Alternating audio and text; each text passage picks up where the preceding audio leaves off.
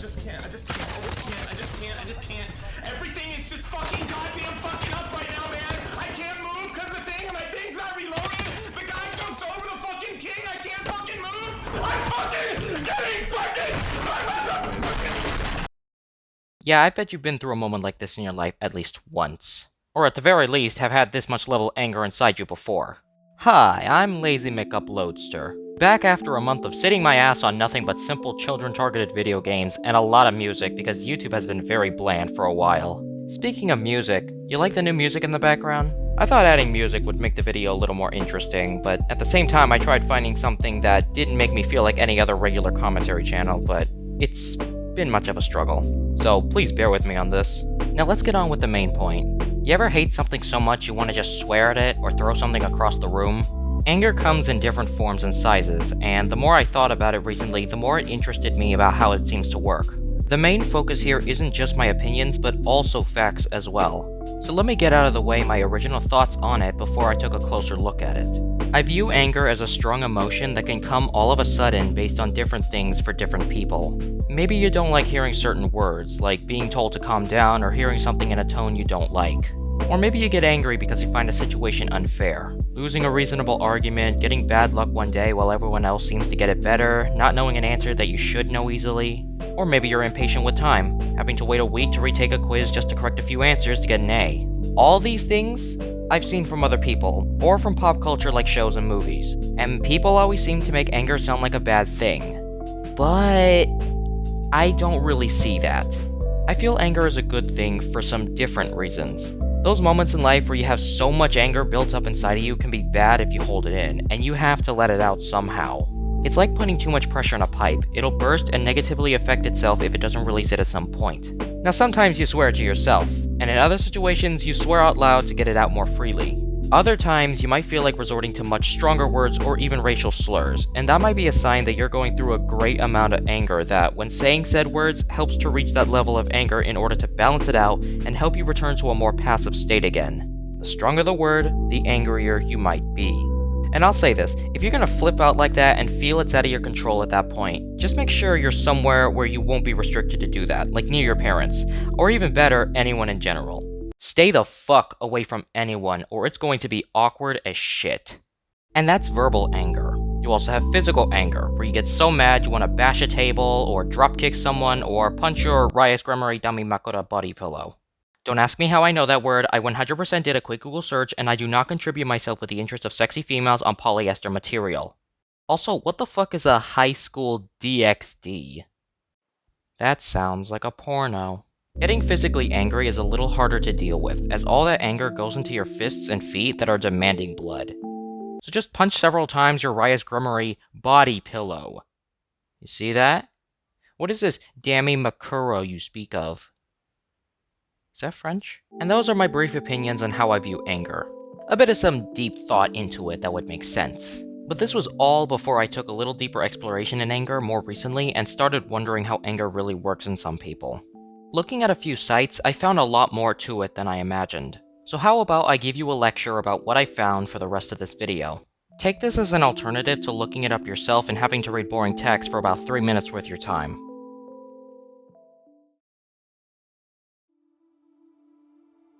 Anger is considered one of the oldest and most primitive forms of emotion, believed to be fixed into our brains many thousands of years ago in order to help us survive tougher times.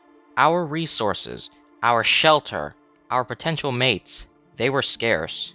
And back then, anger was our friend, our companion to lead us to give us drive and power to survive when we felt our safety or mating opportunity was in danger. And yes, nowadays that's not a big issue now. I mean, we have guns and shit now, so... Even though we have it better now, our brains still react to triggers, such as when things come across as threats, when expectations are not fulfilled, and when we want to hide other emotions. But let's go a little deeper into it. When someone shouts at you or gives you an angry look, the amygdala... I'm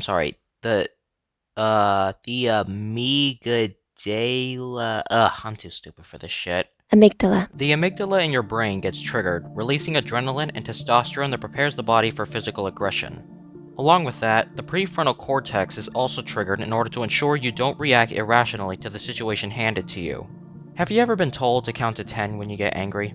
According to studies, the time between originally getting angry and the more measured response from the prefrontal cortex is less than 2 seconds.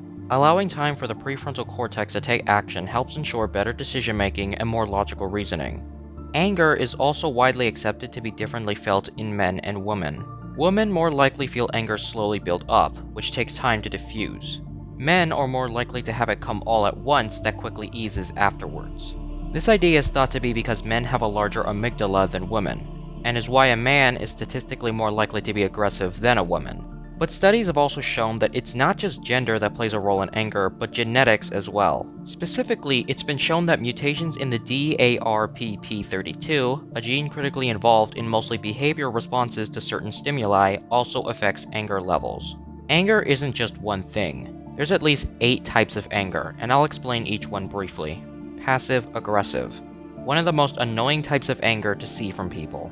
It expresses a person's unhealthy relationship with the emotion, believing it's wrong, punishable, or socially unacceptable, and can be expressed by silent treatments, sarcasm, procrastination, or mockery. Volatile/sudden. This anger can come out of nowhere. It's a quick, thoughtless reaction to whatever is seen as even the slightest bit annoying. It's very unpredictable that it forces everyone around the person to be more avoiding of them. And for a good reason, as this type of rage can be very destructive, emotionally and physically. Deliberate. This is a positive type of anger. It's used as a technique by managers, coaches, leaders, activists, and other people who wish to hype up, motivate, and prepare their teams or audiences for certain events. Behavioral. Otherwise known as the gamer rage, as I like to call it, is what I said before, physical anger. Behavioral anger makes someone enraged to where they will begin to physically attack someone or start breaking inanimate objects, and they tend to act first and think later. It can be very overwhelming and vanish as suddenly as it appeared. Self-abusive. This anger is caused by hidden shame, guilt, and low self-esteem in general. It can be expressed by negative self-talk, substance abuse, physical self-harm, and disorderly eating problems. It also can show rage outbursts towards others, which only deepens the feelings of loneliness, alienation, and guilt. Chronic. This anger shows signs of long-lasting and unresolved emotional issues. These show themselves by constant frustration and anger towards unfair treatment towards others and often towards themselves. This emotion is usually seen as bitter, mean, or spiteful and can seriously affect a person's mental, emotional, and physical health. Addictive/habitual. This anger is closely related to the adrenaline and dopamine rushes that a person gets when enraged.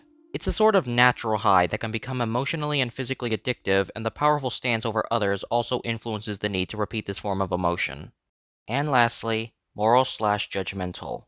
This anger comes out towards someone else's actions that are seen as unjust, wrong, or incorrect. People who experience this anger see themselves as natural moral compasses that can't look away from stuff that seems out of accordance to rules in front of their eyes. This anger is not a negative, as it can be used to potentially make a greater change, and also is commonly found in different personality types and even a characteristic of Asperger's syndrome. I'll be talking about that in a future video in April. So let me finish this summarization up and come to a conclusion. Can getting angry be good for you? No, says a lot of people, as many say it's a waste of energy with no benefits. But like all the other emotions, it has an evolutionary purpose. However, remember these words. Anger will only help you as long as you use it correctly. If we can't regulate our anger response, it doesn't help our situation in the long run. And by long run, it means our futures. Studies have shown rational anger release is actually good for you. Because if not, storing that anger up is known to negatively affect certain people and even potentially lead to depression. Constant, chronic anger can lead to high blood pressure and even heart disease in the long term. And that's it. I really did enjoy talking about a topic like this, and I hope you did too. I hope you enjoyed the video, and until next video, I will see you then. Thank you for watching.